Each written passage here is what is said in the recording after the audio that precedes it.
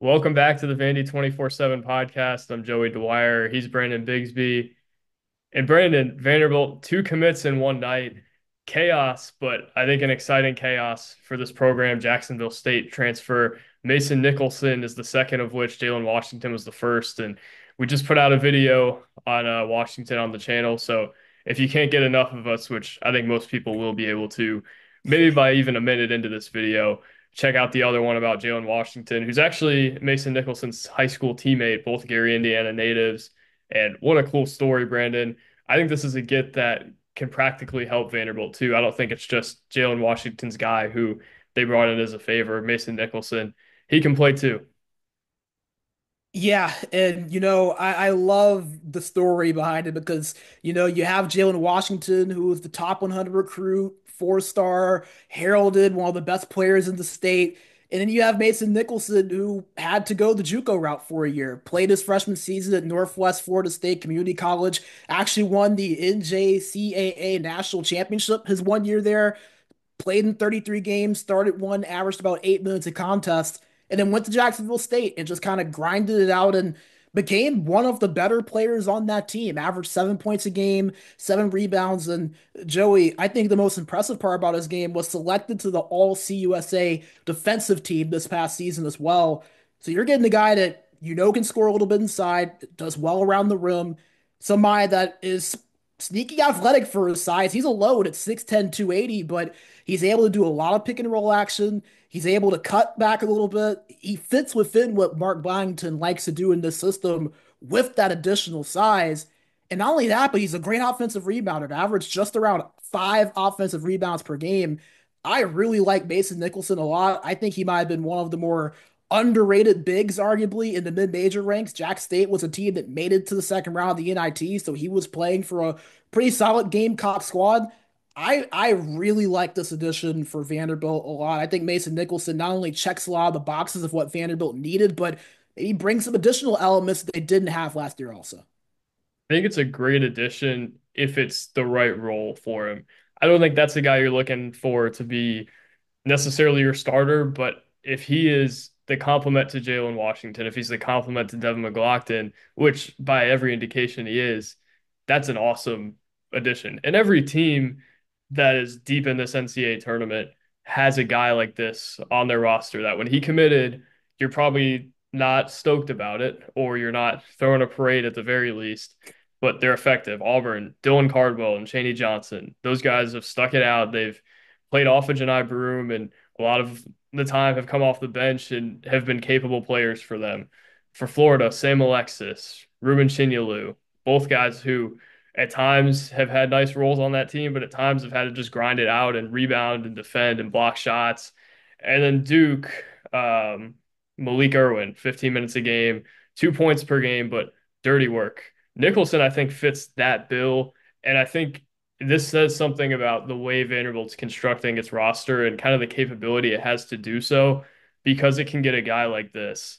And because you don't have to throw him into a starting role that maybe he isn't ready for, frankly.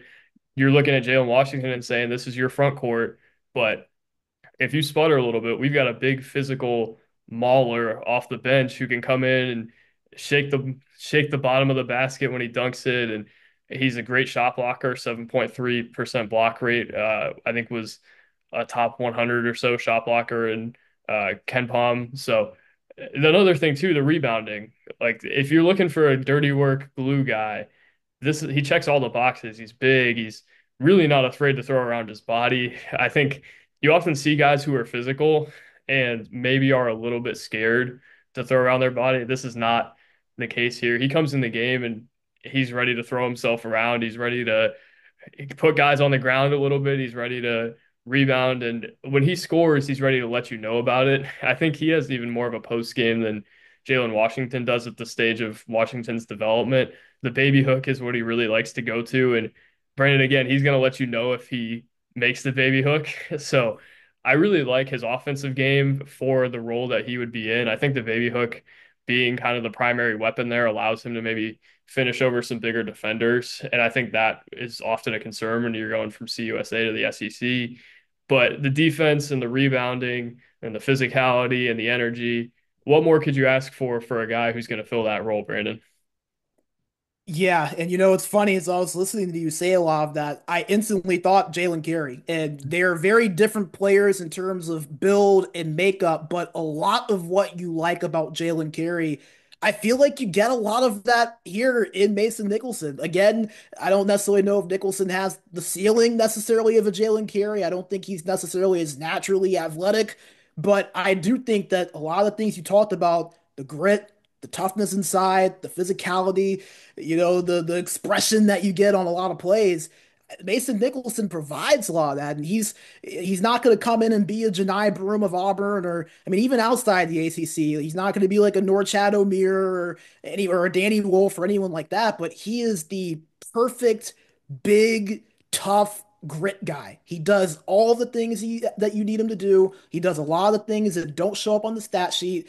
He feels like the perfect complement to a guy like Devin McLaughlin, who you see a lot of those same attributes in. Every successful team, especially in this SEC, where you got a lot of big bodies down there, you need a guy like this. It's not someone I think that, you're looking back and you're like, man, Vanderbilt just got an absolute season-changing star in this guy. And that's no slight on Mason Nicholson. He's a great player. But my point being, I don't think that this is going to be one where you look back a year from now and you're like, man, this guy turned out to be one of the best players in the SEC. But he's a guy that where you need someone like this to have a successful team, to make a run, and to just survive in the SEC. The SEC is one of the biggest, the most physical conferences that you'll find in the country. Mason Nicholson, in terms of his makeup and his play style, is right at home to be able to fill in that.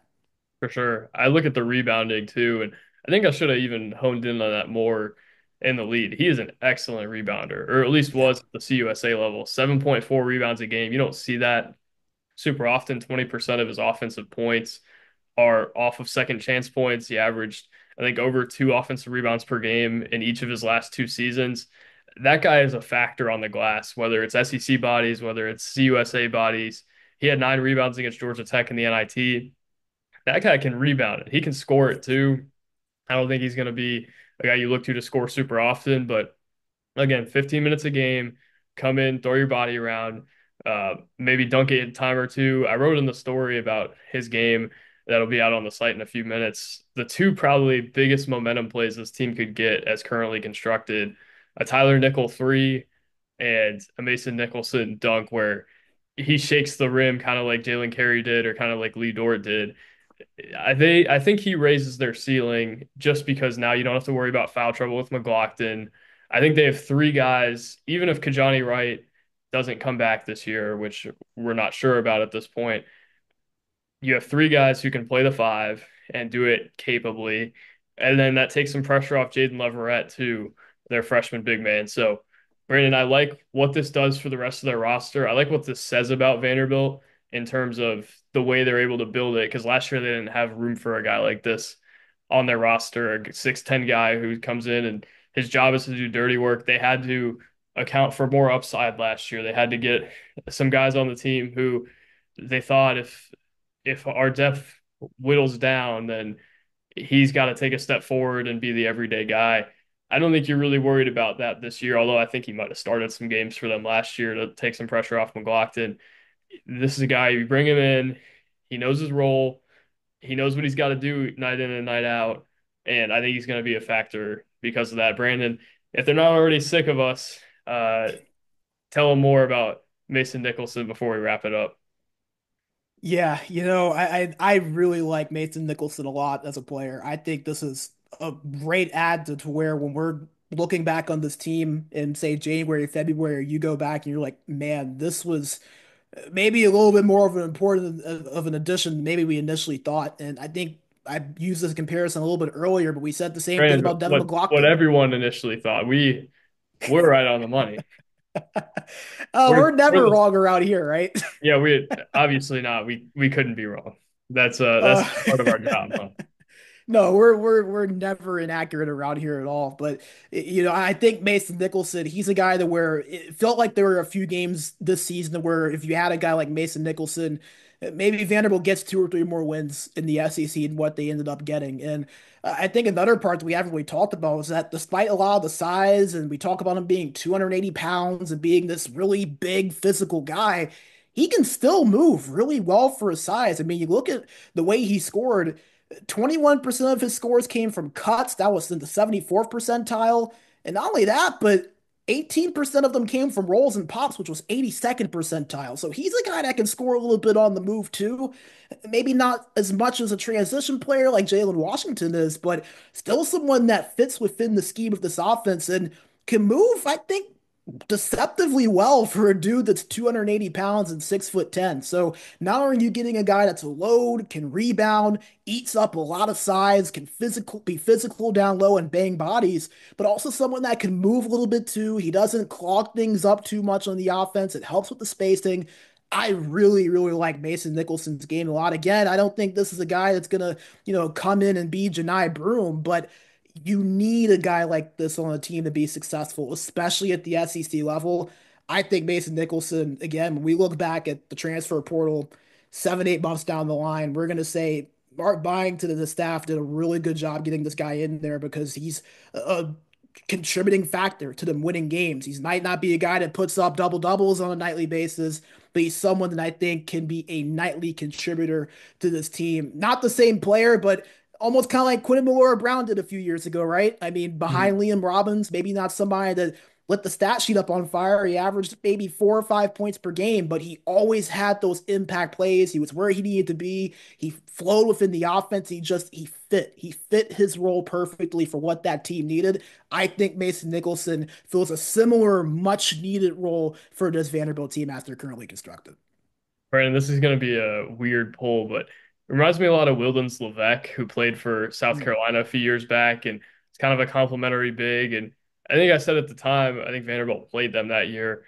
I said if every team had a Wildens Levesque, or if he was on every team in the country, I think all of them would be happy with what he's giving them. And it doesn't look like an awesome addition on the surface. A CUSA guy who wasn't an all CUSA player, didn't average more than 10 points a game.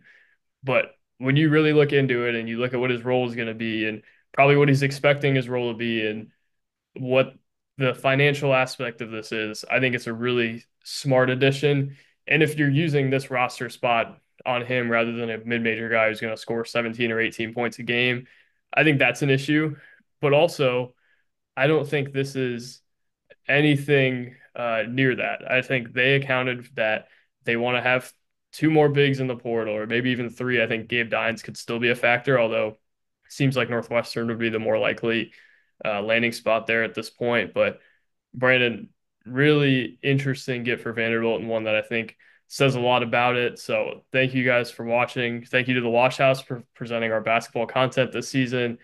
And Brandon and I will be back whenever Vanderbilt gets a portal edition. But check out our one on Jalen Washington we posted a few minutes ago.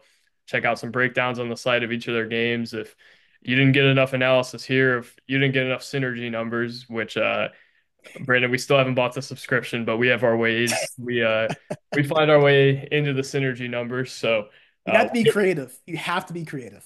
yeah, that's why we just click on a YouTube video with all of them in it for us anyway. But I also, how does that guy? How is he still able to post those? There's no way Synergy is not upset at that guy. Shout out to college basketball scouting. Easily one of the most resourceful channels that you will find on YouTube if you love college basketball. He deserves the plug, considering that Yeah, we just use, I think, 90% of both of those videos between the last two we've recorded. So just much respect to him. Much respect for the work that they put in. 100%. Just please don't take him down, Synergy. Let him stay up so we don't have to buy the subscription. Let him cook. Let him We're cook. That's right. Let them cook. We're freeloaders, and we will continue to be that way. See you at the SEC tournament next year. The free dinners were tremendous. But Brandon, Vanderbilt basketball, I think, got better today. Obviously, a lot of speculation about where Jalen Carey's going to go, but for a night, I think Vanderbilt won in the transfer portal, and I think that matters. And maybe Jason Evers went elsewhere, maybe Jalen Carey went elsewhere, but I think independent of that, Vanderbilt's starting to build a team that has the potential to be really good. They've got the financial stuff. They've got the blueprint of how they want to build this thing. Now it's time to see if they can make it count here down the stretch of the transfer portal. But for now, I'm Joey Dwyer. He's Brandon Bigsby. We'll talk soon. God bless. Peace.